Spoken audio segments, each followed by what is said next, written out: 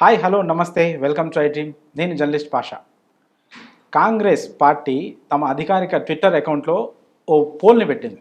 అది తెలంగాణలో ఒక సెన్సేషన్ అయింది. ఎందుకంటే వాళ్ళ ట్విట్టర్ హ్యాండిల్లో పెట్టిన పోస్ట్లో ఆ పోల్లో వాళ్ళ ప్రత్యర్థి బీఆర్ఎస్ పార్టీకి అనుకూలంగా ఓట్లు పడ్డాయి. దాదాపు 1,00,000 మంది దాకా ఆ పోల్లో పాల్గొంటే కాంగ్రెస్ పార్టీ కంటే బీఆర్ఎస్ పార్టీకి ఎక్కువ వెయిటేజ్ వచ్చింది. అది చాలా సంచలనంగా మారింది. బీఆర్ఎస్ వాళ్ళందరూ కూడా దాన్ని స్క్రీన్ షాట్ తీసి సోషల్ మీడియాలో చాలా ప్రచారం చేశారు. కాంగ్రెస్ పార్టీ పైన ప్రజలకు నమ్మకం పోయింది అని. దానిపైన ఏకంగా ముఖ్యమంత్రి రేవంత్ రెడ్డి కూడా స్పందించాల్సిన పరిస్థితి వచ్చింది. ఏదో టిక్టాక్లో నాకు లైక్లు వచ్చినంత మాత్రాన ప్రజలకు విశ్వాసం పోయిందని మనం అనుకోవద్దు అని ఆయన చాలా ఘాటుగా కూడా స్పందించడం జరిగింది. అసలు ఎందుకు ఒక సంవత్సరం పాలన తర్వాత కాంగ్రెస్ పార్టీ మీద నిజంగానే వ్యతిరేకత వచ్చిందా, లేదైతే ఆ ట్విట్టర్ హ్యాండిల్ ఏమైనా జిమ్మిక్కులు జరిగాయా అనే విషయాలపైన మాట్లాడేందుకు ఈరోజు మనతో పాటు ఉన్నారు ప్రముఖ పొలిటికల్ అనలిస్ట్ శివరాం సార్. సార్తో మాట్లాడి ఈ విషయం పైన మరింత లోతైన విశ్లేషణ చేసే ప్రయత్నం చేద్దాం. Hi sir. హలో పాషా గారు, ఎలా ఉన్నారు సార్? ఫైన్ అండి. చూసే ఉంటారు 2 రోజులుగా ఆ ట్విట్టర్ పోల్ ఎంత సంచలనం సృష్టించిందో. నిజంగానే కాంగ్రెస్ పార్టీ పైన ప్రజల్లో అంత వ్యతిరేకత వచ్చేసిందంటారా? ఇప్పుడు వ్యతిరేకత వచ్చిందా లేదా అనేది మనం నెక్స్ట్ స్టెప్లో మాట్లాడదాం పాషా గారు. మొట్టమొదటిగా తెలంగాణని మనం 2 భాగాలుగా విభజిస్తే ఒకటి రూరల్ అని చెప్పొచ్చు, ఒకటి అర్బన్ అని చెప్పొచ్చు. అయితే అర్బన్లో ప్రప్రథమంగా మనం జిహెచ్ఎంసీ అని మనం కౌంట్ చేస్తాం. అర్బన్లోనే జిహెచ్ఎంసీ అనేది మనకు ప్రప్రథమంగా ఉన్నటువంటి అర్బన్. దాని తర్వాత చూసుకుంటే కరీంనగర్ సిటీ, వరంగల్ సిటీ, ఇలా.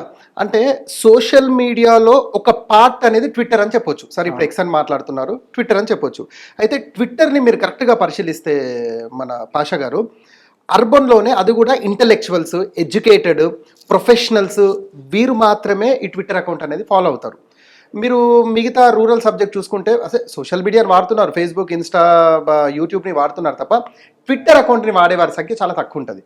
ఇది ఓన్లీ ప్రొఫెషనల్స్ వాడతారు. అయితే మనం ఒక 14 నెలలు వెనుకకు తిరిగి చూస్తే కాంగ్రెస్ పార్టీకి జిహెచ్ఎంసీలో కనీసం ఒక్క సీటు కూడా రాలేదు. 7 ఎంఏఎం అనుకుంటే మిగతా అన్ని కూడా బీఆర్ఎస్ క్లీన్ స్వీప్ చేసేసింది. అంటే అప్పుడే ప్రజలు డిసైడ్ అయిపోయారు, మాకు సిటీలో బీఆర్ఎస్ఏ కావాలని చెప్పేసి బీఆర్ఎస్ని ఓటేశారు. అయితే ఇప్పుడు ట్విట్టర్ యొక్క జడ్జిమెంట్ చూసుకుంటే ఎక్కువ శాతం కూడా జిహెచ్ఎంసీలో ఉన్నవారు మాత్రమే ఈ ట్విట్టర్ అకౌంట్ అనేది ఫాలో అవుతారు. ఈ కోణంలో చూసుకుంటే ఇప్పటికీ కూడా ప్రజలు బీఆర్ఎస్నే యాక్సెప్ట్ చేస్తున్నారు అనేది ఒక విశ్లేషణగా మనం అనుకోవచ్చు. రెండోది ఏంటంటే ట్విట్టర్ బేస్ మీద మనం జడ్జిమెంట్ అనేది ఇవ్వలేము.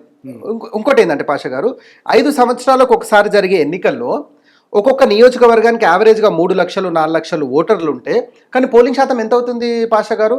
68-70% అవుతుంది. అంటే 30% పోలింగ్ జరగట్లేదు. వాస్తవంగా అది కూడా 100% జడ్జిమెంట్ కాదు అని చెప్తా నా విశ్లేషణలో.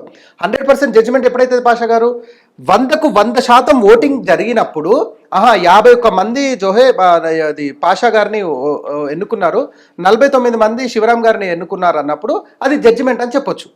కానీ ఆ జడ్జిమెంటే 70 మంది ఓటేస్తున్నారు. అంటే 30 మంది ఇంకా జడ్జిమెంట్ అనేది జరగట్లేదు అక్కడ. అసలు వాళ్ళు ఓటేయడానికే ముందుకు రావట్లేదు. అసలు అదే 100% జడ్జిమెంట్ కానప్పుడు జస్ట్ సోషల్ మీడియాలో ఒక పార్ట్ అని చెప్తాను, ట్విట్టర్ అనేది ఒక పార్ట్. అది కూడా ప్రొఫెషనల్స్ యూజ్ చేస్తున్నారు ట్విట్టర్ అని.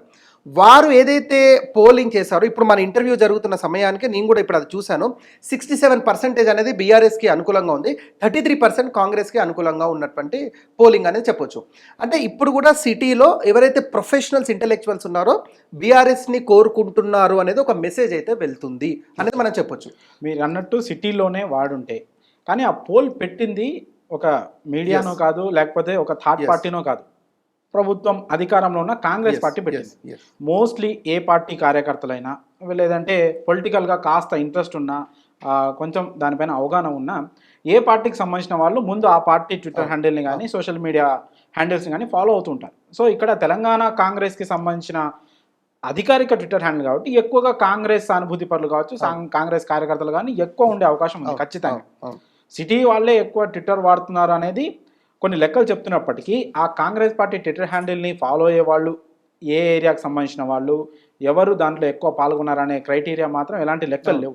అలాంటప్పుడు మనం సిటీ వాళ్ళే ఎక్కువ ఓటేసి ఉంటారు, ఆల్రెడీ బీఆర్ఎస్కి ఎక్కువ సీట్లు వచ్చాయి కాబట్టి బీఆర్ఎస్ ఎక్కువ వాళ్ళు మళ్ళీ కాంగ్రెస్ని వద్దంటున్నారు, బీఆర్ఎస్ కావాలనుకుంటున్నారని చెప్పడంలో కొంత వరకు సమంజసం అయినప్పటికీ కూడా కాంగ్రెస్ పార్టీని ఫాలో అయ్యే వాళ్ళు ఆ ట్విట్టర్ హ్యాండిల్ని ఎక్కువ ఫాలో అవుతున్నారు కాబట్టి అంతమంది ఉన్నప్పటికీ కూడా బీఆర్ఎస్కి ఎక్కువ ఎందుకు ఓటు? దాదాపు 1,00,000 మంది అంటే చాలా చిన్న నెంబర్ అయితే కాదు ఖచ్చితంగా. 1,00,000 మందిలో దాదాపు 68% మంది బీఆర్ఎస్ అందులో కూడా వాళ్ళు సెటైరికల్గా ఫామ్ హౌస్ పాలన కావాలని అడిగినప్పటికి కూడా ఫామ్ హౌస్ పాలన సెటైరికల్గా అది ఉన్నప్పటికీ కూడా దానికి ఎక్కువ మెజారిటీ పీపుల్ ఓటేశారు. ఇక్కడ దాన్ని ఎందుకు మనం అంత ఈజీగా కొట్టి పారేయాలి సార్? రెండు భాగాలుగా చూడాలి పాషా గారు, ఒక విశ్లేషకునిగా. ఇప్పుడు ఇదే పోలింగ్ కాంగ్రెస్కి 70% వచ్చి బీఆర్ఎస్కి 30% వచ్చింది అనుకోండి, విశ్లేషణ ఏ విధంగా ఉండేది? కేటీఆర్ నుంచి రెస్పాన్స్ ఏ విధంగా వచ్చేది? అవునండి వారి అకౌంట్లో పెట్టారు, వారికి సానుకూలంగానే వచ్చాయని చెప్పేసి కొట్టిపాసేవారు, అసలు ఈ చర్చ జరగకపోయేది. అవును. ఇప్పుడు మనకు నార్మల్గా ఏ ట్విట్టర్ హ్యాండిల్ కావచ్చు, ఏ సోషల్ మీడియా కావచ్చు, కొన్ని పార్టీలకు ఉన్న మీడియా ఛానళ్ళు కూడా కావచ్చు, వాళ్ళు వాళ్ళ పార్టీకి అనుకూలంగా ఏ సర్వే ఇచ్చినా ఏది ఇచ్చినా సెన్సేషన్ కాదు, ఆపోజిట్ అయింది కాబట్టి ఇది ఇంత సెన్సేషన్ అయింది. సో ఖచ్చితంగా గ్రౌండ్ లెవెల్లో ఎంతో కొంత రియాలిటీ లేకపోలేదా అని ప్రజల్లో కూడా ఒక అభిప్రాయం వ్యక్తం. అదే అందుకే మీకు మొదటగా రెండు కోణాలలో అని చెప్పి రెండో కోణం ఎందుకు చెప్పలేదంటే, ఒకటి ఈ విధంగా మనం ఒకటి విశ్లేషించవచ్చు, రెండోది నిన్న కూడా వారి సోషల్ మీడియా ఇన్ఛార్జ్ మన్నే సతీష్ గారు కూడా వారు ప్రెస్ మీట్ పెట్టి వారు చెప్పిన విషయం ఏంటి, లేదండి ఇది మేము జెన్యూన్గా పెట్టాలి అనేది పెట్టాము సర్వే, కానీ వాళ్ళు యుఎస్ నుంచి fake artificial likes artificial polling జరిపించారు, ఇది జనరల్గా చేస్తున్నారు. నిన్న కూడా బీజేపీ ఎంపీ రఘునందన్ రావు కూడా దాదాపు 2 నుంచి 3 కోట్ల రూపాయలు వీరు నెలకి సోషల్ మీడియా మీద ఇన్వెస్ట్ చేసి కూడా ఈ విధంగా మా యాక్టివిటీస్ చేస్తున్నారని చెప్పారు. ఇందులో ఎంత నిజం ఉంది ఎంత అబద్ధం అనేది అది కేటీఆర్కి తెలియాలి, ఇక్కడ ఉన్నటువంటి రేవంత్ రెడ్డికి తెలియాలి, అది వేరే సబ్జెక్ట్. అయితే వాస్తవంగా ఈ 70% మంది కూడా బీఆర్ఎస్కి ఎందుకు వేశారు ఓటు అనేది ఇక్కడ మనం ఆలోచించుకుంటండి. ఇప్పుడు రేవంత్ రెడ్డి ఇంకొక 3 రోజులు అవుతే దాదాపు 14 నెలలు నిండినట్టండి ముఖ్యమంత్రి చార్జ్ చేసుకొని. అంటే ప్రధానంగా ఎందుకు అతని మీద ఇంత వ్యతిరేకత రావడానికి గల కారణంలో మొట్టమొదటి కారణం నా విశ్లేషణలో తెలిసిందండి, రియల్ ఎస్టేట్ అనే పదం అని చెప్పొచ్చు మనం. అంటే రియల్ ఎస్టేట్ డమాల్ అని ఏదైతే మాట వచ్చిందో, రియల్ ఎస్టేట్ వల్ల కంప్లీట్ తెలంగాణ, అంటే ఈవెన్ దో నిన్న కేసీఆర్ కూడా వారి ఎర్రవల్లి ఫామ్ హౌస్లో చెప్పిన విషయం కూడా, మనం ఉన్నప్పుడు కోట్లలో పోయేది పొలాలు, ఇప్పుడు కనీసం కొనేవాడే లేడు, రియల్ ఎస్టేట్ డమాల్ అయిపోయింది, ఎక్కడివి అక్కడే అన్నట్టు, ఎక్కడ కొంగడు అక్కడే అన్న విషయాలు చెప్పుకుంటూ వచ్చారు. అందులో కోణంలో రియల్ ఎస్టేట్ అనే ఒక పదం చెప్పొచ్చు. తర్వాత వీళ్ళు ఏదైతే 6 గ్యారంటీలు అనే స్కీమ్స్తోని ప్రభుత్వంలోకి వచ్చారో అది ఇంప్లిమెంటేషన్ జరగకపోవడం కూడా ప్రజల్లో ఒక నిరాశ అని చెప్పొచ్చు. ఇప్పుడు రైతు భరోసా కానివ్వండి, రైతు బంధు కానివ్వండి, ఎస్పెషల్లీ ఇందాక మీరు అన్నట్టు రేషన్ కార్డులు కానివ్వండి, ఇందిరమ్మ ఇల్లులు కానివ్వండి, ఏదైతే ప్రధానంగా వీళ్ళు స్ట్రెస్ చేశారో అవన్నీ పక్కన పెట్టేశారు. ఏదో నిన్న 26 జనవరికి ఏదో ఇంప్లిమెంటేషన్ స్టార్ట్ చేశారు, అంతకంటే ముందు రైతు రుణమాఫీ కూడా కొంత ఇంప్లిమెంట్ చేసి మళ్ళీ టెక్నికల్ రీజన్స్ అని మార్చికి పోస్ట్ పోన్ చేశారు. అంటే ఎక్స్పెక్టేషన్స్ పెంచేశారు ప్రజల్లో. అంటే 10 సంవత్సరాల బీఆర్ఎస్ పాలనలో వ్యతిరేకత వచ్చే కాంగ్రెస్కి ఓటేశారు. సరే అది వ్యతిరేకత అనవచ్చు, లేదా వీరు ఇచ్చిన 6 గ్యారెంటీలకు అట్రాక్ట్ అయ్యవచ్చు, రెండు కోణాల్లో ఏదైనా జరగవచ్చు. రూరల్ సెగ్మెంట్ అనేది కాంగ్రెస్కి సపోర్ట్ చేశారు, అర్బన్ సెగ్మెంట్ అనేది బీఆర్ఎస్కి సపోర్ట్ చేశారు. అయితే ఇప్పుడు అర్బన్ సెగ్మెంట్లో ప్రధానంగా వినిపిస్తున్నటువంటి పేరు real estate. Real estate Revanth Reddy వచ్చిన తర్వాత డమాల్ అయిపోయింది కాబట్టి మళ్ళా మాకు బీఆర్ఎస్ఏ కావాలి, కేసీఆర్ఏ రావాలి, ఫామ్ హౌస్ పరిపాలన ఎందుకు కాదు, మాకు ఫామ్ హౌస్ పరిపాలనే రావాలనేది ఒక మౌత్ పబ్లిసిటీ వెళ్ళింది. నేను ఇంతకుముందు కూడా మీ ఇంటర్వ్యూలో చెప్పినట్టుగా రియల్ ఎస్టేట్ అనేది మౌత్ పబ్లిసిటీ మీద జరుగుతుందండి. ఇప్పుడు మీరు తెలంగాణలో ఉన్న ఎనీ రియల్ ఎస్టేట్ ఏజెంట్ లేదా ఎనీ డెవలపర్ని టచ్ చేయండి, ఎలా ఉంది బిజినెస్ అని అడగండి, వారే చెప్పేస్తారు డైరెక్ట్గా, లేదు సార్ బిజినెస్ లేదు, మాకు పడ్డ రేటు కూడా మీ మార్కెట్లో పెడితే కొన్ని కస్టమర్లు రావట్లేరు. సరే దాని కారణాలు డిఫరెంట్ అని చెప్పొచ్చు. అది కొందరు మూసి అంటారు, కొందరు హైడ్రా అంటారు, లేదా ఎలక్షన్స్ తర్వాతనే అసలు పరిస్థితి కంప్లీట్గా సినారియో మారిపోయింది అంటున్నారు. రేవంత్ రెడ్డి ఏ టైంలో ఏ డిసిషన్స్ తీసుకుంటో క్లారిటీ లేదు. ఇలా ఇన్ని కోణాలలో ప్రజల్లో వ్యతిరేకత రాలేదా? 100% వ్యతిరేకత అనేది వచ్చింది. ఇది కాంగ్రెస్ పార్టీకి చెంపపెట్టు అని చెప్తున్నాను. ఇప్పుడు తెలంగాణలో ఒక సామెత ఉంటుంది, వారిచ్చిన ఏదో అంటారుగా కూలిచ్చి వారే తన్నించుకున్నట్టుగా ఈ విధంగా పోల్ పెట్టి వాళ్ళు ఓవర్ కాన్ఫిడెన్స్తో పోల్ పెట్టారు. ఎందుకు? దావోస్ నుంచి రేవంత్ రెడ్డి వచ్చారు, 1,78,000 కోట్ల పెట్టుబడి తీసుకొచ్చారు, కేటీఆర్ ఎన్నిసార్లు పోయినా ఇంత పెట్టుబడి రాలేదు అనే కోణంలో ప్రజాపాలన కావాలా, ఫామ్ హౌస్ పాలన కావాలనే కోణంలో పెట్టారు. దానికి ఒక విధంగా వీరికి చెంపపెట్టనే చెప్పొచ్చు. ప్రజల్లో వ్యతిరేకత లేదా? 100% వ్యతిరేకత ఉంది. ఈ విషయం రేవంత్ రెడ్డికి తెలుసు, ఈ విషయం కేబినెట్ మంత్రులకు తెలుసు, ఈ విషయం కాంగ్రెస్ పార్టీ క్యాడర్కి కూడా తెలుసు. కానీ ఇప్పుడు వాళ్ళు చేయాల్సినటువంటి పరిస్థితి వాళ్ళు కవర్ చేసుకోవాల్సిందే. కానీ మీరు అన్నట్టుగా ఈ యొక్క పోల్ రిజల్ట్ బీఆర్ఎస్కి బూస్టింగ్ అని చెప్పొచ్చు. ఎందుకంటే ఇప్పుడు డిసెంబర్ 2025, ఇప్పుడు ఈ సంవత్సరం డిసెంబర్లో జిహెచ్ఎంసీ ఎన్నికలు ఉన్నాయి. ఇప్పుడు కమ్మింగ్ మంత్లో ఎనీ టైంలో పంచాయతీ ఎలక్షన్స్ రావచ్చు. అంటే ఇదో విధంగా బీఆర్ఎస్కి బూస్టింగ్ పాయింట్. కేవలం ఈ ఒక్క స్లోగన్ తీసుకొని వాళ్ళు ఎన్నికలకు వెళ్ళే అవకాశం ఉంది. ఆల్రెడీ కేసీఆర్ దీన్ని స్టార్ట్ చేశాడు, క్యాంపెయినింగ్ కేటీఆర్ స్టార్ట్ చేశాడు, వాళ్ళకు ఉన్నటువంటి ఎమ్మెల్యేలు స్టార్ట్ చేశాడు. ఈ విధంగా కాంగ్రెస్ పార్టీకి ఇది పెద్ద చెంప పెట్టే. ప్రజల్లో వ్యతిరేకత రాలేదా? 100% వచ్చింది. మీ ఐడ్రీమ్ కెమెరా తీసుకొని మనం ప్రజల్లోకి వెళ్దాము, బీఆర్ఎస్ పరిపాలన బాగుందా లేదా కాంగ్రెస్ వచ్చిన 14 నెలల పరిపాలన బాగుందంటే ఇప్పుడు అట్ ప్రెసెంట్ మూమెంట్ మాత్రం కొంత సానుకూలంగా బీఆర్ఎస్ వైపు ఉంది. కానీ జడ్జిమెంట్ మనం 14 నెలలకి ఇవ్వలేవు. 5 సంవత్సరాలు ప్రజలు అవకాశం ఇచ్చారు, 5 సంవత్సరాలు ఏదైనా జరగవచ్చు, ఇంకా బెటర్ స్కీమ్స్ రావచ్చు, లేదా కాంగ్రెస్ పార్టీ మీద ప్రజలకు ఇంకా కాన్ఫిడెన్స్ రావచ్చు, ఇంకేదైనా జరగవచ్చు. కానీ ట్విట్టర్ బేస్డ్ మీద మనం ఒక విశ్లేషణ 100% వ్యతిరేకత అనేది ఇవ్వలేము. ఎందుకు? ట్విట్టర్ అనేది ఇంతకు ముందు చెప్పినట్టుగా ప్రొఫెషనల్ ఇంటెలెక్చువల్సే వాడతారు కాబట్టి వాళ్ళొక్కరే కాదు, ఓట్ బ్యాంక్ చాలా మంది ఉన్నారు. దీని బేస్ మీద ఇవ్వలేము. కానీ అలా అని చెప్పి వ్యతిరేకత రాలేదా? వచ్చింది. వ్యతిరేకత రావడానికి ప్రధానమైన కారణం రియల్ ఎస్టేట్ రంగం అని చెప్పొచ్చు. ఓకే, మీరు అన్నట్టు రియల్ ఎస్టేట్ రంగం కూడా ఎక్కువగా అర్బన్ ఏరియాలోనే ఉంటుంది. కానీ కాంగ్రెస్ పార్టీ ఇచ్చిన హామీలలో ప్రధానంగా కొన్ని చూసుకుంటే రేషన్ కార్డులు కావచ్చు, అలాగే మహిళలకు సంవత్సరానికి 12,000 కావచ్చు, దానికి ఇందిరమ్మ ఆత్మీయ భరోసా అని పేరు పెట్టారు. ఇందిరమ్మ ఇల్లు పథకాలు కావచ్చు, ఇవన్నీ జనవరి 26కి మొదలు పెడతాం, లబ్ధిదారులందరికీ ఇస్తామన్నారు. కానీ ఇవ్వలేదు. మండలానికి ఒక్క ఊరికే లబ్ధిదారుని ఎంపిక చేశారు. ఆ ఎంపిక ఏదైతే ప్రక్రియ ఉందో ఆ ప్రాసెస్ కూడా చాలా గందరగోళంగా ఉండడం, 1-2 సార్లు అభ్యర్థులు అప్లికేషన్లు ఇవ్వడం, ప్రజాపాలన పేరుతో ఒకసారి అప్లికేషన్లు తీసుకున్నారు. జనవరి 26 రోజు లబ్ధిదారులను ఎంపిక చేస్తామని అంతకుముందే ఒక లిస్ట్ అని రిలీజ్ చేస్తా ఉన్నారు. అందులో 20-25% పేర్లు మాత్రం వచ్చాయి. మిగతా వాళ్ళ పేర్లు ఎందుకు రాలేదు అనడానికి కూడా ఒక కారణం అనేది ఖచ్చితంగా లేదు. ఎందుకు రిజెక్ట్ అయ్యాయి అన్నదానికి ఒక క్రైటీరియా లేదు. ఇది ఎంతవరకు ఈ కాంగ్రెస్ పార్టీ మీద, వాళ్ళ పాలన మీద ఎంతవరకు ఎఫెక్ట్ చూపించింది అనుకుంటున్నారు? సార్, ఇప్పుడు ప్రజలకు అర్థం అవడానికి నేను ఒక విషయంలో చెప్తాను. బీఆర్ఎస్ ఓటమిలో ప్రధానమైన ఒక రీజన్ ఏంటంటే ఈ గవర్నమెంట్ స్కీమ్స్ అనే చెప్పొచ్చు. అంటే ఒకరికి వచ్చి మిగతా 9 మందికి రాకపోవడము, ఆ 9 మంది జెలస్తోని వీరికి ఓటు వేయకపోవడం, ఇది ప్రధానంగా మనం అనేక మీడియా ఛానల్లో చూసాం. అలాగే ఇప్పుడు కాంగ్రెస్ పార్టీ కూడా సేమ్ మిస్టేక్ చేస్తుంది. భారీ ఎక్స్పెక్టేషన్స్తో వచ్చింది, ఇవ్వాలి, చేయాలని ఇంటెన్షన్ ఉంది రేవంత్ రెడ్డి కూడా. కానీ ఖజానా ఖాళీ ఉంది. ఆ ఉన్న ఖజానాలో ఎలా చేయాలి అనే గందరగోళంలోనే ఇప్పుడు రేవంత్ రెడ్డి మునుగున్నాడు.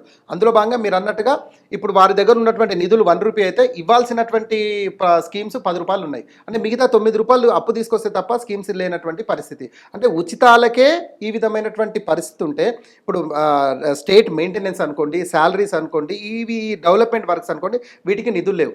ఈ కోణంలో కూడా వ్యతిరేకత వచ్చింది. అయ్యా, ఈయన డిసెంబర్ 7కి ఇప్పుడు మీరు 1,00,000 రూపాయలు రుణమాఫీ తీసుకోండి, డిసెంబర్ 9కి నేను వచ్చిన తర్వాత 2,00,000 రూపాయలు ఇమీడియట్గా రుణమాఫీ చేస్తాడు. దాదాపు ఇప్పుడు ఆయన వచ్చి 14 నెలలు అవుతుంది వరకు రుణమాఫీ జరగలేదు. అంటే నేనేమంటానండి సార్, మీరు ఎక్స్పెక్టేషన్స్ లేకుండా వస్తే ఒక రకంగా ప్రజలు యాక్సెప్ట్ చేస్తారు. ఇప్పుడు పాషా గారి నుంచి నా కమిట్మెంట్, సార్ మీరు రండి నేను 100 రూపీస్ ఇస్తానంటే నా మైండ్ 100 రూపీస్ మైండ్ సెట్తో వస్తాను.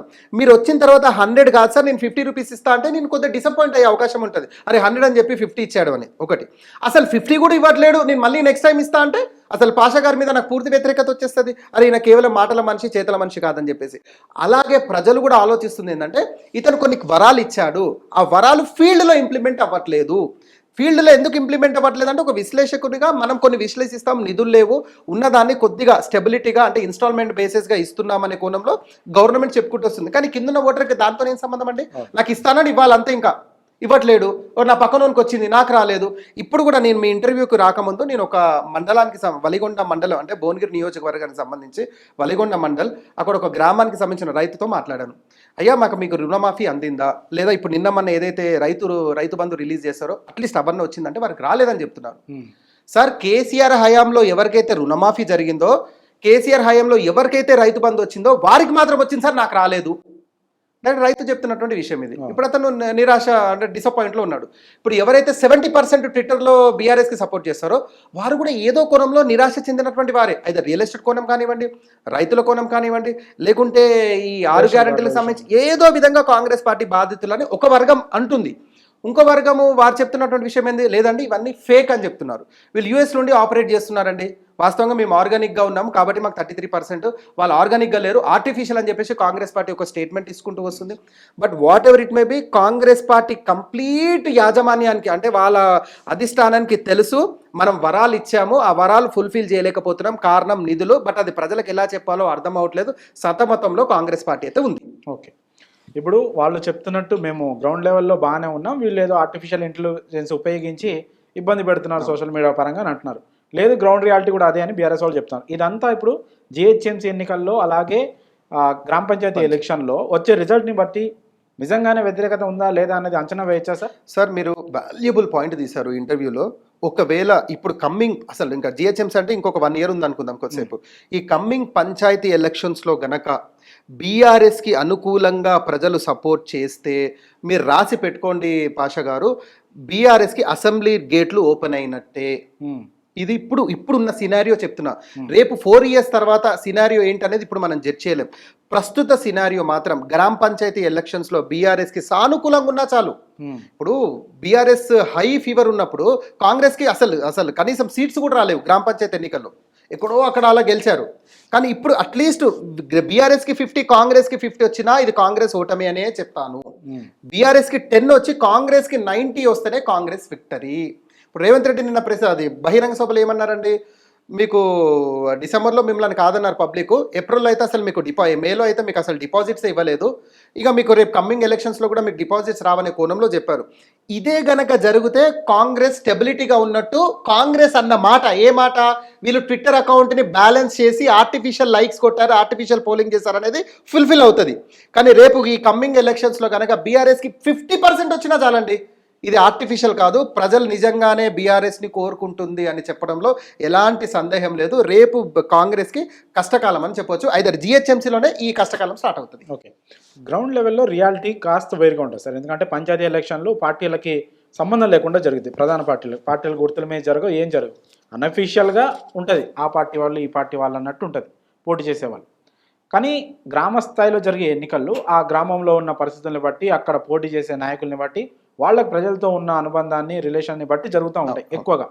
పైన అధికారంలో, రాష్ట్ర వ్యాప్తంగా అధికారంలో ఉన్న పార్టీకి కొన్నిసార్లు వ్యతిరేకంగా కూడా ఇలా ఫలితాలు రావచ్చు. ఇప్పుడు ఒకవేళ ఆ పరిస్థితుల కారణంగా కాంగ్రెస్కి ప్రతికూలంగా వచ్చుంటే ఈ పథకాలన్నీ మళ్ళీ అమలయ్యే అవకాశం ఉందా, లేదా ఇలానే పోస్ట్ పోన్ అవుతూ ఉంటాయా? సార్ మీరు అన్నట్టు నరం నేలి నాలుక ఏదైనా మాట్లాడవచ్చు. ఒకవేళ కాంగ్రెస్ కి అనుకూలంగా వస్తే చూడండి, ఈ ట్విట్టర్ లో మొన్నటి వరకు వీళ్ళు చేసింది కూడా ఫేక్ అని చెప్పేసి వాళ్ళకు స్లోగన్తో వెళ్తారు, ప్రజలు ఇంకా మాకే సపోర్ట్ చేస్తున్నారనే కోణంలో కాంగ్రెస్ వెళ్తుంది. ఒకవేళ టీఆర్ఎస్ కి మీరు అన్నట్టుగా ఏదైనా అనుకూలంగా ఉంటే అప్పుడు వీళ్ళు ఏం చెప్తారు, మాకు ఇంకా 3 సంవత్సరాల సమయం ఉంది. వీళ్ళు అంత ఈజీగా తీసుకోరు కదా. 3 years అయితే, ఇంకా 3-4 years అయితే టైం ఉంది కదా.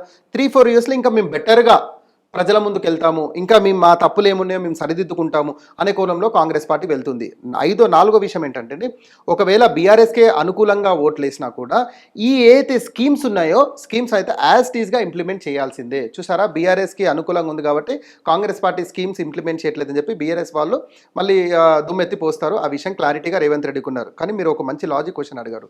ఎమ్మెల్యే ఎలక్షన్స్ ప్రజలు ఒకలాగా ట్రీట్ చేస్తారు, మీరు అన్నట్టు గ్రామ పంచాయతీ ఎలక్షన్స్ ఒక పద్ధతిగా ఉంటుంది. But what ever it may be, ప్రభుత్వం ఉన్న పార్టీ ఏదైతే ఉందో ఆ పార్టీని కాదనుకొని వేరే పార్టీకి ఓట్లు పడ్డాయి అంటే వీళ్ళు ఏఐసిసికి కూడా ఒక రిప్లై అయితే ఇచ్చుకోవాలి కదా. మనం ప్రభుత్వంలో ఉన్నాము, మనము రుణమాఫీ చేసాము, మనం రైతు బంధు ఇస్తున్నాము, మనం అనేక కార్యక్రమాలు చేస్తున్నాము, ప్రజలు మనకెందుకు సపోర్ట్ చేయట్లేరు, ఎక్కడ లోపం ఉంది అనే విశ్లేషణ అయితే ఇచ్చుకోవాలి కదా. సరే, మైకు మీద మీరు ప్రజలకు వేరేలాగా చెప్పుకుంటున్నారేమో, కానీ మీరు మల్లికార్జున ఖార్గేకో, రాహుల్ గాంధీకో, ప్రియాంక గాంధీకో, సోనియా గాంధీకో ఎక్స్ప్లెనేషన్ అయితే ఇవ్వాలి కదా. ఆ ఎక్స్ప్లెనేషన్ అయితే మీ మనస్సాక్షికి మీరేమి ఇచ్చుకుంటున్నారో అక్కడేమైతే ఎక్స్ప్లెనేషన్ అదే ఇవ్వాల్సి ఉంటుంది కదా. నేనేమంటానంటే వ్యతిరేకత లేదు అని అనట్లేను, వ్యతిరేకత 100% ఉన్నది. నేను ఒక రైతుతో మాట్లాడాను ఈ ఇంటర్వ్యూకి వచ్చే ముందు ఒక రియల్ ఎస్టేట్ డెవలపర్, ఒక రియల్ ఎస్టేట్ ఏజెంట్తో మాట్లాడాను, వివిధ కమ్యూనిటీ వాళ్ళతో కూడా మాట్లాడాను. ఏంటి సినారియో ఏంటంటే, లేదు సార్ కొంతవరకు కేసీఆర్ ఉంటేనే బాగుండు అనిపిస్తుంది, వాట్ ఎవర్ ఇట్ మే, మంచో చెడో వారం రోజులు ఒక ప్రెస్ మీట్ పెట్టో, హల్చల్ చేసో, ఏదో డెవలప్మెంట్ యాక్టివిటీసో ఏదో కొద్దిగా హల్చల్ అనేది జరుగుతుండే. ఇప్పుడు హల్చల్ అనేది తగ్గిపోయింది. ఇప్పుడు రేవంత్ రెడ్డి ప్రధానంగా పీసీసీ అధ్యక్షుడు ఉన్నప్పుడు చేసిన కామెంట్స్ ఏంటి పాషా గారు, ఫామ్ హౌస్ పరిపాలన, ఫామ్ హౌసే అన్నాడు. నేను ఇప్పుడు నిన్నాడు మీ ఐ డ్రీమ్ ద్వారా నేను రేవంత్ రెడ్డిని ప్రశ్నిస్తున్నా పాషా గారు, ఇప్పుడు మీరు వచ్చి 14 నెలలు అయింది, మీరు జూబ్లీహిల్స్ని ఇంటిని వదిలి మీరు ప్రజల్లోకి ఎప్పుడు వెళ్ళారు? మీరు 33 జిల్లాల కలెక్టరేట్లో రివ్యూ మీటింగ్స్ ఏం పెట్టారు? మీరు పెట్టండి, 33 జిల్లాలకు వెళ్ళండి, కలెక్టర్స్ ఆఫీస్లో రివ్యూ మీటింగ్స్ పెట్టండి, అక్కడ ఏదైనా డెవలప్మెంట్స్ అనౌన్స్ చేయండి. సో దట్ అక్కడ ఉన్నటువంటి వాళ్ళకు ఒక భరోసా వస్తుంది కదా, అరే సీఎం వచ్చిండు మా జిల్లాకి, ఈ అభివృద్ధి, ఈ డెవలప్మెంట్, ఈ ప్రాజెక్ట్ అనౌన్స్ చేసి వెళ్ళిండు కాబట్టి అక్కడ ఏదైనా వెంచర్ వేసినా లేదా అక్కడ ఏదైనా భూమి కొన్నా రేపు మనకు వాల్యూ ఉంటుంది, కొంత డెవలప్మెంట్ అనేది పెరుగుతుంది. పాషా గారు, డబ్బు లేదా తెలంగాణలో ఉన్నటువంటి 50% పబ్లిక్ని పక్కన పెడితే 50% పబ్లిక్ దగ్గర అందరూ కోటీశ్వర్లే, అందరి దగ్గర డబ్బులు ఉన్నాయి. కండిషన్ ఏంటంటే రొటేషన్ జరగట్లేదు, ఎక్కడ డబ్బు అక్కడ బ్లాక్ అయిపోయింది పాషా గారు, రొటేషన్ ఆగిపోయింది. రొటేషన్ ఎక్కడ జరుగుతుంది తెలుసా పాషా గారు? 70% రియల్ ఎస్టేట్ ఇండస్ట్రీలోనే రొటేషన్ జరుగుతుంది. అయితే భూమి కొన్నా, భూమి అమ్మినా, లేదా మీరు ఏదైనా కన్స్ట్రక్షన్ చేసినా ఈ కోణంలోనే రొటేషన్, డబ్బు అనేది రొటేట్ అవుతుంది. రొటేట్ అవ్వట్లేదు, పరిస్థితులు అప్పట్లాగా లేవు. ఇంకా వేచి చూద్దాం, కమ్మింగ్ డిసిషన్స్ ఏంది. నాకు తెలిసి ఇప్పుడు 1-2 మంత్స్ నుంచి హైడ్రా కొద్దిగా చల్లబడ్డ తర్వాత రంగనాథ్ క్లియర్గా ఒక ప్రెస్ రిలీజ్ ఇచ్చి లేదమ్మా నేను ఎఫ్టీఎల్ అండ్ బఫర్కి మాత్రమే నేను ప్రయారిటీ ఇస్తున్నాను, ఇల్లీగల్ కన్స్ట్రక్షన్ జోన్కి వెళ్ళట్లేను అనే కోణంలో ప్రజలు కొంత వెసులుబాటు ఇచ్చాడు. రియల్గా ఇల్లీగల్ కన్స్ట్రక్షన్స్ డెమాలిష్ చేయాలంటే ఓల్ సిటీ స్మాష్ అయిపోతుంది, అలా రెండు డౌటే లేదు. అంటే కొంత తప్పుడు నిర్ణయాలు ఉన్నప్పటికీ కూడా కాంగ్రెస్ పార్టీ కొంత ముందుకు వెళ్తుంది. కండిషన్ ఏంటంటే రూరల్ని పెట్టుకొని వెళ్ళింది వాళ్ళు. కానీ ఇప్పుడు రూరల్లోనే రైతులు నిరుత్సాహంగా ఉన్నారు. దానికి తోడు నిన్న కేసీఆర్ ప్రెస్ మీట్ తోడైంది. చూసారా, వాళ్ళు పెట్టిన పోలింగ్ లోనే 70 మంది మనకు ఓటేశారు, వాళ్ళ అకౌంట్ లోనే 70 మంది మన ఓటేశారు. ఇది వారికి ఒక విధంగా చెప్పాలంటే పెద్ద బూస్టింగ్ పాయింట్ అని చెప్పొచ్చు పాషా గారు. ఈ ఒక్క రీజన్ తోని వారు ఎలక్షన్ క్యాన్వెసింగ్ వెళ్తారు. ఇది కాంగ్రెస్ పార్టీ పెద్ద చెంపపెట్టని చెప్పాలి, కొంత ఓవర్ కాన్ఫిడెన్స్ తోనే వెళ్ళిందని చెప్పాలి. ఇప్పటికైనా వారు ఏదైతే పథకాలు అనుకోండి లేదా ఇంకేదైనా బెటర్ ఇంప్లిమెంటేషన్ ఏం చేయాలో ఆలోచించి ముందుకు వెళ్తేనే కాంగ్రెస్ పార్టీ రేపు గ్రామ పంచాయతీ ఎన్నికల్లో, రేపు వచ్చే జిహెచ్ఎంసీ ఎన్నికల్లో గట్టెక్కే పరిస్థితి ఉంది. ఓకే, ఈ పోల్ సందర్భంగానే మీరు అన్నట్టు కేసీఆర్ గారు ప్రెస్ మీట్ పెట్టి వాళ్ళ పార్టీ కార్యకర్తతో మాట్లాడడం జరిగింది. ఆయన ఒక కామెంట్ చేశారు, కొడితే గట్టికి కొడతాను, ఇన్ని రోజులు గంభీరంగా మౌనంగా వాళ్ళ పాలనని పరిశీలిస్తూ వస్తాను, నేను కొడితే గట్టిగా కొడతానని ఒక కామెంట్ చేశాను. దాని వెనుక కేసీఆర్ లాంటి ఒక వ్యక్తి అంత పెద్ద కామెంట్ చేశారంటే దాని వెనుక ఏదో స్ట్రాటజీ ఖచ్చితంగా ఉండుంటుంది. ఆ స్ట్రాటజీ ఏమై ఉంటుంది సార్? మీరు అన్నట్టు జిహెచ్ఎంసీ గ్రామ పంచాయతీ ఎన్నికల వరకైనా లేదంటే ప్రభుత్వం అధికారంలోకి రావడానికైనా? సరే, ప్రజావేదిక పాజిటివ్గా తీసుకుని మీరు స్పోర్ట్స్ అనాలిసిస్ ఇస్తుంటారు. మీరు ఇప్పుడు ఒక టెస్ట్ మ్యాచ్ ఉంది, ఇప్పుడు 2020 ఫార్మాట్ డిఫరెంట్గా ఉంటుంది, 50 ఫార్మాట్ డిఫరెంట్గా ఉంటుంది, 1 day and 5 days test format డిఫరెంట్గా ఉంటుంది. బట్ 5 days టెస్ట్ ఫార్మాట్లో కూడా 2020లో ఆడిన బ్యాట్స్మెన్ ఇక్కడ కూడా ఆడే అవకాశాలు ఎక్కువ శాతం ఉంటుంది. బట్ వాడు ఏం చేస్తాడంటే బంతి గురించి ఎదురు చూస్తుంటాడు. ఎప్పుడైనా కరెక్ట్ బంతి వచ్చినప్పుడు 6 or 4 కొట్టే ప్రయత్నం చేస్తాడు.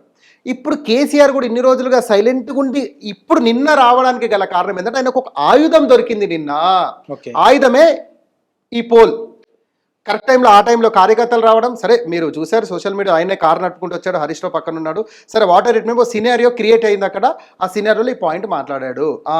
ఇన్ని రోజులు నేను అనడం కాదు, అంటే నేను అనకపోవడమే నయ్యమైంది, సైలెంట్గా ఉన్నాను. ఇప్పుడు ప్రజలే డైరెక్ట్ బీఆర్ఎస్ని కోరుకుంటున్నారు, అది కూడా వాళ్ళ అకౌంట్లో పోలింగ్ పెడితేనే ఇది రైట్ టైం. ఇప్పుడు అట్లీస్ట్ ఒక ప్రెస్ రిలీజ్ ఇస్తే బీఆర్ఎస్ క్యాడర్కి ఒక ఎనర్జీ పాయింట్ ఉంటుంది. రేపు ఎవరైనా కాంగ్రెస్కి వెళ్ళాలనుకున్నా, రేపు గ్రామ పంచాయతీ ఎన్నికల్లో కూడా ఎవరైనా టీఆర్ఎస్ నుంచి గెలిచి మళ్ళీ కాంగ్రెస్లోకి వెళ్తారు కదా, అలా వెళ్ళాలనుకున్న వాళ్ళకు కూడా ఒక మెసేజ్ ఇచ్చేసిండు. ఇవాళ రేపు మనం వస్తున్నాము, మీరు నిరుత్సాహపడకండి, మన ప్రభుత్వమే, ప్రజలు మనన్నే కోరుకుంటున్నారు, ఏదో ఒకసారి వాళ్ళకి అవకాశం ఇచ్చారు, ఇప్పుడు అవకాశం వాళ్ళు నిలబెట్టుకునే పరిస్థితి లేదనే కోణంలో ఎంతైతే వాడుకోవాలో అంత వాడుకున్నాడండి కేసీఆర్. ఆయన ఇన్ని రోజులు ఇప్పుడు చూడండి సార్, ఒక వ్యక్తి ప్రెస్ మీట్లో మాట్లాడిన మాత్రమే 100% నిజాలు ఉండవు. కొన్ని అవకాశానికి తగ్గట్టు క్రియేట్ చేసుకుంటారు. ఆయన ఈ అవకాశానికి తగ్గట్టు ఒకటి క్రియేట్ చేస్తాడు. ఇన్ని రోజులు నేను సైలెంట్గా ఉన్నాను, కొడితే గట్టి కొడతా అన్నది మరి ప్లస్ ఈ పోల్ ప్లస్ అయింది. ఒకవేళ ఇదే లేకుండా మాత్రం ఈ ఇష్యూని అంత పెద్దగా తీసుకునేకపోయేవారు కాదు. దానికి ఇమీడియట్గా రేవంత్ రెడ్డి నిన్న బహిరంగ సభలో కౌంటర్ ఇచ్చాడు. రాఖీ సావంత్తో కంపేర్ చేసేసి, సల్మాన్ ఖాన్ రాఖీ సావంత్ కంపేర్ చేసి అయితే కౌంటర్ ఇచ్చాడు కదా. But what ever it may be, బీఆర్ఎస్కి ప్రజలు కొంత సానుకూలంగా ఉన్న మాట వాస్తవమే అనేది ఈ ట్విట్టర్ అకౌంట్ ద్వారా ప్రూవ్ అయింది అనేది ఒక మాట అయితే చెప్పొచ్చండి. ఓకే, ఇప్పుడున్న రాజకీయ పరిస్థితులను బట్టి చూసుకుంటే సార్, ఇటు లోకల్ బాడీ ఎలక్షన్ జిహెచ్ఎంసీ కానీ గ్రామ పంచాయతీలు కానీ అధికారం ఉన్న పార్టీకి ఎంత వెయిటేజ్ ఉంది, ఏ ఏరియాల్లో ఉంది, అలాగే ప్రతిపక్ష బీఆర్ఎస్ కానీ బీజేపీ పార్టీకి కానీ అర్బన్ ఏరియాల్లో కానీ రూరల్ ఏరియాలో కానీ ఎవరికి ఎలాంటి విన్నింగ్ కెపాసిటీ అనేది ఎంత ఉండబోతుంది? సార్, ఇప్పుడు ఈ గ్రామ పంచాయతీ ఎన్నికలు అనేది మీకు తెలుసు, ప్రజలందరికీ తెలుసు, రూరల్ సెగ్మెంట్లోనే జరుగుతాయి. రూరల్లో 90 to 95% కాంగ్రెస్కి నిన్నటి ఈ పోలింగ్కి పక్కన పెడితే కాంగ్రెస్కి ఫేవర్గా ఉన్నటువంటి కాన్స్టిట్యున్సీసే ఉన్నాయి. అంటే ఎక్కడైతే కాంగ్రెస్ పార్టీ ఎమ్మెల్యేలు ఉన్నారో, ఎక్కడైతే కాంగ్రెస్ పార్టీ ఎంపీస్ ఉన్నారో వాళ్ళందరూ కూడా అక్కడ ఫేవర్గానే ఉన్నారు. కండిషన్ ఏంటంటే ప్రజలు ఎదురు చూస్తున్నారు. 14 నెలల నుంచి ప్రజలకు అవకాశం దొరకలేదండి. ఒకసారి గెలిపించేశాం ఎమ్మెల్యేని, ఒకసారి ఎంపీగా గెలిపించేశాం, దాని తర్వాత ప్రజలకు అవకాశం ఎక్కడిది? ఇప్పుడు ప్రజలకు అవకాశం దొరికింది. ఈ అవకాశాన్ని కాంగ్రెస్ పార్టీ ఏ విధంగా సద్వినియోగం చేసుకుంటుంది అనే ఆలోచన. ఇప్పుడు ఉదాహరణకు నేను వచ్చే ముందు ఒక రైతు కాల్ చేశానని చెప్పానండి. ఇప్పుడు అతను బీఆర్ఎస్కి ఓటేయొచ్చు కోపం మీద. ఎందుకు? వాని బాధ ఏంటంటే వానికి రాలేదని కాదు, వాని అపోనెంట్కి వచ్చింది. వాని ఇంటి పక్కనోనికి రైతు బంధు వచ్చింది, వాని ఇంటి పక్కనోనికి రైతు రుణమాఫీ జరిగింది, నాకు జరగలేదు. ఆ కోపంతో బీఆర్ఎస్కి ఓటేయొచ్చు. లేదా కాంగ్రెస్ పార్టీ 14 నెలల పరిపాలన మనకి నచ్చకపోవచ్చు, వాని మన్మడంలో సిటీలో ఉండొచ్చు, రియల్ ఎస్టేట్ వ్యాపారం చేస్తుండొచ్చు, రియల్ ఎస్టేట్ నడవట్లేదు అనొచ్చు. అంటే ఏ కోణంలో అయినా కూడా ప్రజల తీర్పు ఇప్పుడు ఎలా ఉంటుంది అనేదే ఒక సర్ప్రైజ్, సస్పెన్స్ అని చెప్పొచ్చు. ఇప్పుడు ఇంత క్లిష్ట పరిస్థితిలో కూడా ఒకవేళ 70 నుంచి 80% కాంగ్రెస్ పార్టీకి గనక ఈ సర్పంచ్లు, ఎంపీటీసీలు, జెడ్పీటీసీలు పోలింగ్ శాతం గనక పెరిగితే కాంగ్రెస్ పార్టీ సేఫ్ జోన్లో ఉందని చెప్పొచ్చు. కానీ 50-50 వచ్చిన పాషా గారు, నేను మళ్ళీ రిపీట్ చేస్తున్నా, 50 కాంగ్రెస్కి వచ్చి 50 బీఆర్ఎస్కి వచ్చినా కూడా కాంగ్రెస్ పార్టీ ప్రమాదంలో ఉంది. ఇక్కడ ఆలోచించాల్సిన విషయం పాషా గారు, మనం కాంగ్రెస్ బీఆర్ఎస్ అనుకుంటున్నాం, మధ్యలో ఒక బీజేపీ ఉన్న సంగతి మర్చిపోతున్నాం మనం. బీజేపీ స్ట్రాంగ్ అయింది. ఇప్పుడు బీజేపీ ఒక 20 తీసుకొని కాంగ్రెస్ 40 బీఆర్ఎస్ 40 వచ్చినా కాంగ్రెస్ ప్రమాదంలోనే ఉన్నది. పరిస్థితి అలా ఉంది. But what ever it may be, Congress party ఇప్పుడున్న పరిస్థితుల్లో అయితే పాజిటివ్గానే ఉందని చెప్పుకోవచ్చు. బట్ ఈ రూరల్ సెగ్మెంట్లో రైతులకు ఏదైతే భరోసా ఇచ్చారో అందులో ఎస్పెషల్ రేషన్ కార్డ్స్ అనుకోండి, ఇందిరమ్మ ఇల్లు అనుకోండి, ఈ 6 గ్యారంటీలు మ్యాక్సిమం టు మ్యాక్సిమం రూరల్ సెగ్మెంట్కి ఎక్కువగా ఫుల్ఫిల్ అయ్యే 6 గ్యారంటీలు. మరి వాళ్ళకి ఫుల్ఫిల్ కాలేదు కాబట్టి ఏమైనా వ్యతిరేకత చూపిస్తారా, లేదా రేవంత్ రెడ్డి తెలివైన వాడే అందుకే ముందుగానే ఏం చేశాడు, ఈ 26 జనవరి తర్వాత ఈ స్కీమ్స్ అనేది స్టార్ట్ చేశాడు. ఇప్పుడు ఎమ్మెల్సీ ఎన్నికలు కూడా వస్తున్నాయి, టీచర్ ఎమ్మెల్సీ, ఆ కోడ్ కూడా డిస్టర్బెన్స్ అవ్వద్దని చెప్పేసి ఇది ఇమీడియట్గా అంటే నిరంతర ప్రక్రియ కింద ఈ ప్రాజెక్ట్ అనేది స్టార్ట్ చేశాడు. ఒకవేళ ఇందులో అందరికీ ఫుల్ఫిల్ అయిపోయి అప్పుడు ఇది ఇప్పుడు ఎస్సీ అండి, స్టేట్ ఎలక్షన్ కమిషన్ నిర్వహిస్తుంది గ్రామ పంచాయతీ ఎలక్షన్. రేవంత్ రెడ్డి ఎలా చెప్తే అలా వినాల్సిందే వాళ్ళు, చీఫ్ మినిస్టర్. సిఈసీ అంటే అది వేరే విషయము. కాబట్టి అన్ని ఫుల్ఫిల్ అయిపోయిన తర్వాత రిపోర్ట్ వచ్చిన తర్వాతనే రేవంత్ రెడ్డి ఎన్నికలకు వెళ్తుండొచ్చు. ఇప్పుడు ఆల్రెడీ స్పెషల్ ఆఫీసర్స్ పరిపాలన పెట్టారు కదా, మున్సిపాలిటీ చైర్మన్లు మేయర్లు వెళ్ళిపోయాయి కదా, అందరు స్పెషల్ ఆఫీసర్స్ వచ్చారు. ఇంకో నెల నడిపిస్తాడు, అంత ఫుల్ఫిల్ అయితేనే పెట్టవచ్చు. But what ever it may be, ఇంత పెట్టిన తర్వాత కూడా ఒకవేళ కాంగ్రెస్కి వ్యతిరేకత వస్తే మాత్రం కాంగ్రెస్కి కష్టకాలం అని చెప్పొచ్చు. ఆ కష్టకాలాన్ని ఒకళ్ళు దాటాలంటే సీఎం రేవంత్ రెడ్డి ఎలాంటి స్ట్రాటజీస్ ఉపయోగించాలంటారు, తీసుకోవాల్సిన చర్యలు ఏంటి ముఖ్యంగా? సార్, ఇంతకుముందు నేను రిపీట్ చేసినట్టుగానే మళ్ళీ చెప్తున్నా, రేవంత్ రెడ్డి గారికి అపీల్ చేస్తున్నా నేను, అయ్యా మీరు జూబ్లీ హిల్స్ ఇల్లు వదలండి, మీరు జిల్లాల పర్యటన చెయ్యండి, మంత్రులందరూ జిల్లాల పర్యటన చేయాల్సిందే, మీరు ఒక మేనిఫెస్టో రిలీజ్ చేయండి, నల్గొండ జిల్లాకి మీరు ఏం చేయాలనుకుంటున్నాము, వరంగల్ జిల్లాకి ఏం చేయాలనుకుంటున్నాం, ఉమ్మడి జిల్లాల వరంగల్ చెప్తున్నా నేను, అలా కరీంనగర్ ఏం చేయాలి, ఖమ్మం ఏం చేయాలి, ఎక్కడెక్కడ ఏం డెవలప్మెంట్ యాక్టివిటీస్ చేయండి, అంటే ప్రజలకు ఒక భరోసా ఇవ్వండి, ఎస్పెషల్ రియల్టర్స్కి ఒక భరోసా ఇవ్వండి, రైతులకు ఒక భరోసా ఇవ్వండి, భూమి కొన్న ఇన్వెస్టర్స్కి ఒక భరోసా నెరవేర్చట్లేదు కదా సార్, మళ్ళీ కొత్తగా మేము ఇచ్చిన హామీలు అనేది ఎలక్షన్స్ కి బిఫోర్ ఇచ్చారు. అంటే అప్పుడు ఆయన ఒక పార్టీ ప్రెసిడెంట్ గా హామీలు ఇచ్చాడు. ఇప్పుడు రాష్ట్రానికి ముఖ్యమంత్రి అంటే ఇప్పుడు అట్లీస్ట్ ప్రాజెక్ట్స్ అనౌన్స్ చేయొచ్చు. ఇప్పుడు ఏదో దావోస్కి వెళ్ళి 1,78,000 కోట్లు తీసుకొచ్చారు కదండి. ఇప్పుడు అంటే మా స్టేట్ లో ఇన్వెస్ట్ చేయమనే కదా అమౌంట్ అంతా కూడా. కాబట్టి దాన్ని ఎలా డివైడ్ చేస్తారో చేయండి. నల్గొండ కొంత డివైడ్ చేయండి, కరీంనగర్ డివైడ్ చేయండి, ఖమ్మం డివైడ్ చేయండి, what ever it may be. ఇప్పుడు నేను ఉన్నానండి, నల్గొండలో 10 ఎకరాలు భూమి కొన్నాను, అయ్యో ఎందుకు కొన్నానని బాధపడుతున్నా, నాకు భరోసా ఇవ్వండి, అయ్యో నల్గొండలో పలానా దగ్గర ఒక ప్రాజెక్ట్ కడుతున్నాము, నాకు కొంత సంతోషము, అయ్యో నేను కొన్న భూమి నుంచి ఒక 5 కిలోమీటర్ల ప్రాజెక్ట్ వస్తుంది, లేదా అక్కడ ఏదో డెవలప్మెంట్ యాక్టివిటీ జరుగుతుంది, లేదా అక్కడ పెద్ద రోడ్ వస్తుంది, సో దాన్ని నాకు సాటిస్ఫాక్షన్. అలాగే రియల్టర్స్కి ఒక భరోసా ఇస్తే తప్ప ఈ గ్రామ పంచాయతీ ఎలక్షన్లో ముందుకెళ్లే పరిస్థితి లేదు. But what ever it may be, నిధులతో కూడుకున్నటువంటి పని పాషా గారు. ఇక్కడ ఆయన దగ్గర ఉన్న ఫండ్ రూపాయి పథకాలన్నీ ఇప్పుడు వరంగల్లోనే బహిరంగ సభలో చెప్పిన మాట ఏంది, తెలంగాణ సగటు ఇన్కమ్ 18,500 కోట్లు అండి, అందులో కేవలం నాకు మిగిలితే 4,000 కోట్లే, అది అన్ని పోన్ మిగులుతున్నాయి, అది నాకు మెయింటెనెన్స్కే సరిపోతుంది అంటున్నారు. ఇప్పుడు ఏం చేయాలన్నా రేవంత్ రెడ్డి గారు అంటే ఏ ప్రాజెక్ట్ ఫుల్ఫిల్ చేయాలన్నా, లేదా ఏ పథకాన్ని ఫుల్ఫిల్ చేయాలన్నా డబ్బుతో కూడుకున్నటువంటి పని. అప్పు తీసుకొస్తే తప్ప ముందుకెళ్ళేటటువంటి పరిస్థితి. ఎందుకు, ఆయన రూపాయి అప్పు తీసుకొస్తే ఈయన దానికి 10 రూపాయలు యాడ్ చేసి వచ్చి, ఇంకా నేను ఆయన రూపాయి ఇస్తా అంటే నేను 10 రూపాయలు ఇస్తాను కుర్చీలో కూర్చున్నాడు. ప్రజలు అడిగారా అండి? మీరు అడిగారా ఆర్టీసీలో ఉచితం ఇవ్వమని? నేను అడిగానా? లేదా నా మహిళా 200 యూనిట్లు కరెంట్ నేను అడిగానా? అంటే మీరు మీ కుర్చీలో కూర్చోడానికి అడిగారు, ఇప్పుడు ఇబ్బంది పడ్డారు. మన ప్రీవియస్ ఇంటర్వ్యూలో కూడా మల్లికార్జున ఖర్గే ప్రస్తావన తీసాం మనం, మీరు మధ్యప్రదేశ్లో జార్ఖండ్లో ఇలాంటి పథకాలు ఇక్కడ ఆల్రెడీ ఇచ్చి మనం సఫర్ అవుతున్నాం. విషయం రేవంత్ రెడ్డికి తెలుసు. ఇప్పుడు ఇచ్చినవి ఎలా ఫుల్ఫిల్ చేయాలనేదే ఆయన మీద ఉన్నటువంటి responsibility. But what ever it may be, ఇప్పటికైనా ప్రెస్ మీట్లు రెగ్యులర్గా పెడుతూ, పబ్లిక్లోకి రెగ్యులర్గా వెళ్తూ, నేనున్నాను అనే భరోసా ముఖ్యమంత్రి దగ్గర నుంచి కింది స్థాయి కార్యకర్త వరకు ప్రజలకు ఇవ్వాల్సిన అవసరం ఉన్నది. లేదు అంటే ఆ యొక్క గ్యాప్ని బీఆర్ఎస్ లేదా బీజేపీ క్యాష్ చేసుకునే ప్రమాదం ఉన్నది. ఓకే, ఇప్పుడున్న పరిస్థితి ఇట్లానే కొనసాగితే కేంద్రంలో ఉన్న అధికారంలో ఉన్న party one nation one election పేరుతో 2021లోనే దేశవ్యాప్తంగా అన్ని రాష్ట్రాలకి ఎలక్షన్లు తెచ్చే పరిస్థితి ఉంటే, ఇదే పరిస్థితి కొనసాగితే రాష్ట్రంలో మళ్ళొకసారి కేసీఆర్ ముఖ్యమంత్రి అయ్యే పరిస్థితి స్పష్టంగా కనిపిస్తుంది అంటారా? సార్, ఒకవేళ జమిలీ ఎన్నికలు జరిగితే, ఇప్పుడు ఆల్రెడీ మన పార్లమెంట్ వీళ్ళు కూడా కమిటీ వేసి లేటెస్ట్ కూడా మొన్న కూడా జాయింట్ పార్లమెంటరీ కమిటీ రిపోర్ట్ ఇచ్చారు. నేను అనుకోవడం సార్, నా విశ్లేషణ 2027లో ఇది ఇంప్లిమెంట్ చేయాలని చూస్తున్నారు జమిలీ ఎన్నికలు. ఒకవేళ జమిలీ ఎన్నికల పరిస్థితి వస్తే తెలంగాణలో ఎన్నికలు జరుగుతాయి, అన్ని రాష్ట్రాలు జరుగుతాయి, తెలంగాణ కూడా జరుగుతుంది. కానీ దానికి నేనేమంటానంటే ఒక ఇన్స్టాల్మెంట్ స్టెప్పే ఇప్పుడు ఈ గ్రామ పంచాయతీ ఎన్నికలు లేదా జిహెచ్ఎంసీ ఎన్నికలు. ఈ ఎన్నికల బేస్డ్ మీద కూడా ఫీవర్ చేంజ్ అవుతుంది. ఓకే. ఒకవేళ ఇక్కడ PRS కి ఇక్కడ BRS కి అవకాశం వచ్చి లేదా బీజేపీ కొంత పుంజుకునే అవకాశం వచ్చినప్పుడు ఆటోమేటిక్ కాంగ్రెస్ ఒక మెట్టు డ్రాప్ దిగినట్టే. లేదా దిగింది కదా అని చెప్పేసి కాంగ్రెస్ పార్టీ ఊరుకోకుండా ప్రభుత్వంలో ఉన్నా కాబట్టి ఇంకేమైనా వరాలు ఇచ్చి ఇంకేదైనా ప్రాజెక్టులు చేసి కూడా జనాలను అట్రాక్ట్ చేసుకోవచ్చు. ఎందుకంటే సార్ ఎమ్మెల్యే ఎలక్షన్స్ ప్రజలు ఒకలా చూస్తారు, గ్రామ పంచాయతీ ఎలక్షన్ ప్రజలు ఒకలా చూస్తారు. కాబట్టి రెండు వేరు వేరు ఉంటుంది. But what ever it may be, ఈ ఎలక్షన్స్ అనేది పార్టీలకు బూస్టింగ్ పాయింట్ అని చెప్పగలుగుతాం.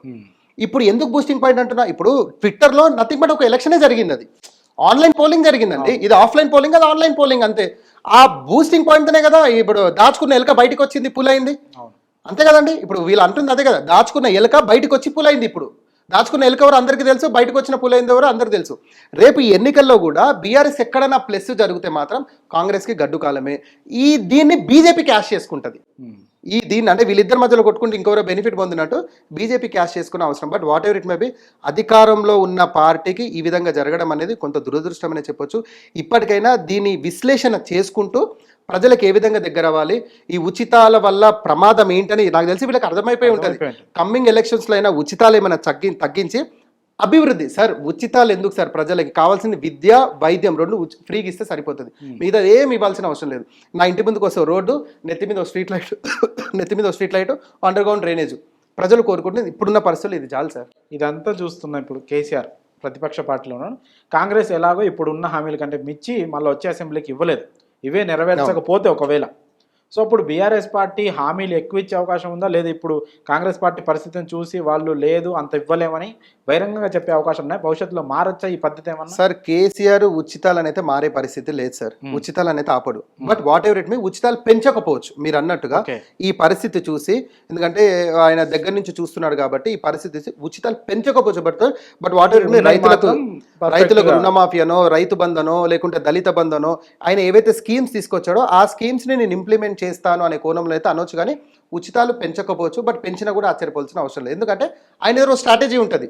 ఒకవేళ నేను పెంచినా కూడా నేను తీసుకొచ్చి ఇవ్వగలుగుతాను, ఆ కాన్ఫిడెన్స్ నాకు ఉంది అనే స్ట్రాటజీ ఉన్నప్పుడు చేయొచ్చు. But what ever it may be, ఇప్పుడు కేటీఆర్కైనా కేసీఆర్కైనా హరీష్ రావుకైనా ఒక అనాలిసిస్ రిపోర్ట్ వచ్చేసింది.